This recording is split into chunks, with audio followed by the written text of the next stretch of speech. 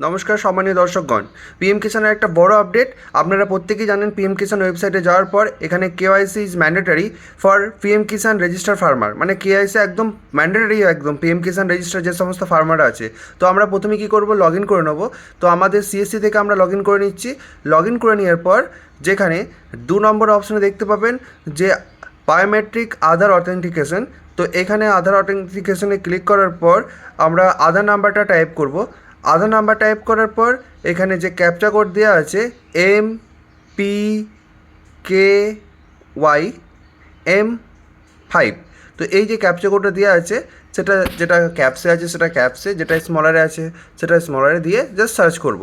তো সার্চ করার পর আমরা যেহেতু সিএসসি থেকে করছি, তো সিএসসির যে ইউজার আইডি আছে সেটা অলরেডি এখানে দেখাচ্ছে এবং পাসওয়ার্ডটা এখানে বেসিক্যালিভাবে দিতে হচ্ছে। পাসওয়ার্ড দেওয়ার পর আমরা যে ভ্যালিডেট আছে ক্লিক করব। ভ্যালিডেট ক্লিক করার পর একটা পিএম কিষান কেওয়াইসির জন্য একটা চার্জ সিএসসি দপ্তর থেকে বা সিএসসি পোর্টাল থেকে পে করতে হয়। তো সেটার ওয়ালেট পিন যেটা আছে সেটা আমরা দিয়ে দেবো। অ্যান্ড ওয়ালেট পিন দিয়ে দেওয়ার পর নিচে যে পে অপশান দেখাচ্ছে সেই পে অপশানে আমরা ক্লিক করে নেবো। অ্যান্ড পে অপশানে ক্লিক করতেই পেমেন্ট কমপ্লিট হয়ে যাবে, যেহেতু ওয়ালেটে আমার অলরেডি ব্যালেন্স ছিল। অ্যান্ড দেন নেক্সট কী করতে হবে, যে ক্যাপচা কোড দেখাচ্ছে এগেন সেই ক্যাপচারটা যেটা ক্যাপসে আছে ক্যাপসে, যেটা স্মলারে আছে স্মলারে দিতে হবে। অ্যান্ড এখানে একটা মোবাইল নাম্বার দিতে হবে, যেটা পিএম কিষানে রেজিস্টার করার সময় যে মোবাইল নাম্বার ছিল, অথবা আধার কার্ডে যে মোবাইল নাম্বারটা আপনার রেজিস্টার করা আছে বা লিঙ্ক করা আছে সেই মোবাইল নাম্বারটা দিয়ে দেবো। লিঙ্ক মোবাইল নাম্বারটা দিয়ে দেওয়ার পর গেট ওটিপি বা গেট মোবাইল ওটিপিতে ক্লিক করব। ক্লিক করার পর একটু অপেক্ষা করব, যেহেতু মোবাইলে ওটিপি ফরওয়ার্ড করা হচ্ছে তো সেটা একবার চেক করে নেবো ওটিপিটা এসেছে কি না। ওটিপিটা যদি চলে আসে সেই ওটিপিটা 4 ডিজিটের যে ওটিপি হবে সেটা এখানে দেখে দেখে সাবমিট করে দেবো। তো 4 ডিজিটের ওটিপি সাবমিট করে দেওয়ার পর এখানে আপনারা দেখতে পাবেন যে আপনাদের যে অপশানটা দেখানো হচ্ছে, একটা হচ্ছে সাবমিট ওটিপি আর উপরে ক্যাপচা কোড।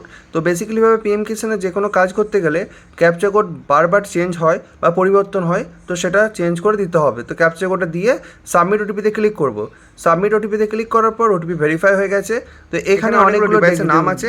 তো আমি যেহেতু আমার যে ডিভাইস আছে সেটা মান্ত্রা আছে, তো এখানে মান্ত্রা থেকে আমি বায়োমেট্রিক স্ক্যান করে নেব। তো যে কৃষকের পিএম কিষান সম্মান নিধির ইকেওয়াইসি হচ্ছে তার বায়োমেট্রিক অলরেডি নেওয়া হচ্ছে। বায়োমেট্রিক নেওয়ার পর ক্যাপচার সাকসেসফুল দেখাচ্ছে, ওকেতে ক্লিক করব অ্যান্ড দেন সাবমিট অপশানে ক্লিক করব। সাবমিট অপশানে ক্লিক করতেই আপনারা দেখতে পাবেন উপরে দেখাচ্ছে যে পিএম কিষানের ইকেওয়াইসি অলরেডি সাকসেসফুল।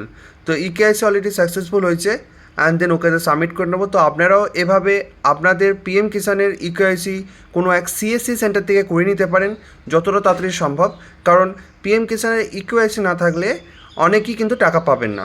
তো ইকেওয়াইসি করাটা কিন্তু বাধ্যতামূলক। থ্যাংক ইউ ভেরি মাচ ভিডিওটা শেষ অবধি দেখার জন্য।